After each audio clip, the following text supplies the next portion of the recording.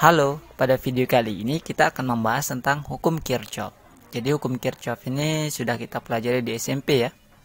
Tapi di SMP kita baru mempelajari hukum satu Kirchhoff. Nah, di SMA kita akan mempelajari satu hukumnya Kirchhoff lagi, yaitu hukum dua Kirchhoff ya.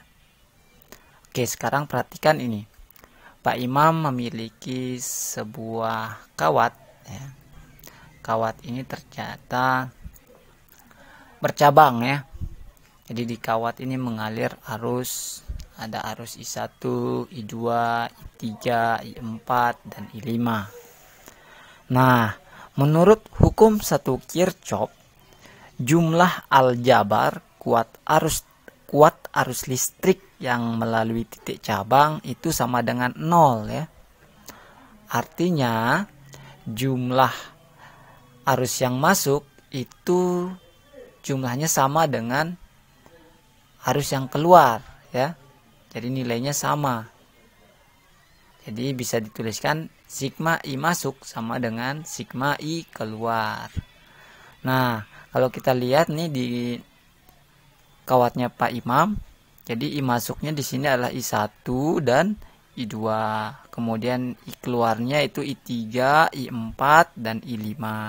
Sehingga nilai dari I2 ditambah I1 akan sama dengan nilai dari I3 ditambah I4 ditambah I5 ya. Jadi ini hukum satu Kirchhoff ya.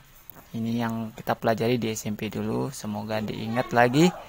Nah, sekarang hukum dua Kirchhoff. Apa sih hukum dua Kirchhoff itu? Bunyinya seperti apa? Sekarang perhatikan ini. Pak Imam memiliki sebuah rangkaian. Nah, rangkaian ini terdiri dari beberapa komponen. Jadi Pak Imam punya 3 baterai ya. Baterai pertama memiliki GGL 1 dan hambatan dalam R1. Kemudian baterai yang kedua memiliki GGL 2 dan hambatan dalam R2. Dan baterai ketiga memiliki GGL 3 dan hambatan dalam 3. Dan komponen berikutnya adalah hambatan atau resistor R1 dan resistor R2. Nah, karena ini adalah rangkaian tertutup, jadi kita sebut sebagai loop ya. Loop. Kenapa disebut loop? Karena ini arusnya akan terus mengalir. Jadi terus berputar ya, tertutup ya. Jadi akan terus ada arus mengalir di rangkaian ini, sehingga kita sebut sebagai loop atau rangkaian tertutup. Jadi kalau kita lihat di sini di baterai pertama, maka akan ada arus yang mengalir yang arahnya ke kanan ya, kanan ya. Nah, ini kita gambarkan loopnya seperti ini. Jadi ini menandakan bahwa arus terus mengalir ya dalam rangkaian tertutup. Nah, menurut hukum dua Kirchhoff, dalam rangkaian tertutup atau loop itu jumlah aljabar dari GGL dan jumlah penurunan potensial atau I kali R itu jumlahnya sama dengan 0 ya. Kalau dituliskan sigma GGL ditambah dengan sigma I dikali R itu sama dengan 0. Nah, GGL ini bisa bernilai positif, bisa juga bernilai negatif. Begitu juga untuk I itu bisa bernilai positif, bisa juga bernilai negatif. Nah, bagaimana cara kita menentukan tanda positif atau negatif dari GGL ataupun I? Ya, jadi seperti ini ya.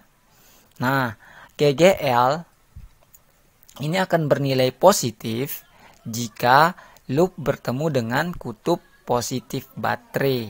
Yang mana kutub positif? Yang ini, yang garisnya yang lebih panjang ya. Garisnya yang lebih panjang. Nah, kemudian GGL akan bernilai negatif jika loop bertemu dengan kutub negatif. Nah, kutub negatif itu yang mana? Yang ini, yang garisnya lebih pendek ya. Kemudian untuk I akan bernilai positif jika loop yang kita buat ini searah dengan arus ya. Sedangkan akan bernilai negatif jika loopnya berlawanan arah dengan arus. Nah, pertanyaannya bagaimana ya caranya menerapkan hukum 2 Kirchhoff ini? Ya, jadi untuk menerapkannya langkahnya itu ada 3. Yang pertama itu kita tentukan dulu arah loop dan arus, bebas ya. Arahnya bebas, mau gimana semaunya dah ya. Jadi tentukan dulu arah loop dan arusnya. Tapi alangkah lebih baiknya arah arus dan arah loop itu searah ya. Jadi lebih baiknya begitu. Kemudian yang kedua, jika loop bertemu dengan kutub positif, maka GGL akan bernilai positif, dan begitupun sebaliknya. Kemudian jika loop yang kita buat itu searah dengan arus, maka nilai arus itu akan bernilai positif ya. Supaya lebih paham, kita coba terapkan pada rangkaian yang Pak Imam punya ini. Nah, coba sekarang nih yang Pak Imam buat adalah arah loopnya ini searah dengan jarum jamnya. Searah dengan jarum jam. Dan loop pertama, loop ini ya, pertama kali bertemu dengan kutub negatif di baterai pertama. Ya, jadi garis yang paling pendek, yang lebih pendek. Ini ketemunya di sini, berarti GGL 1 ini bernilai negatif. Nah, untuk GGL 2 ternyata bertemu dengan, untuk baterai kedua bertemu dengan loopnya bertemu dengan kutub positif, berarti GGL-nya bernilai positif. Begitupun untuk baterai yang ketiga bertemu dengan kutub positif, yaitu garis yang lebih panjang, jadi nilainya positif. Nah, untuk arus, ternyata arus yang Pak Imam buat di sini kan arahnya ke kanan ya, ke kanan atau searah, berputarnya searah dengan jarum jam dan searah dengan loop ternyata ya. Nah, karena searah dengan loop berarti arusnya bernilai positif semua ya, sehingga jumlah dari I dikali R-nya kita bisa cari. Jadi positif I dikali hambatan dalam dari baterai R1, I-nya positif, ingat.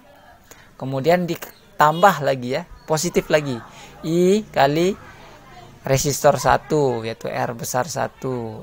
Positif lagi, positif I dikali hambatan dalam baterai yang ketiga.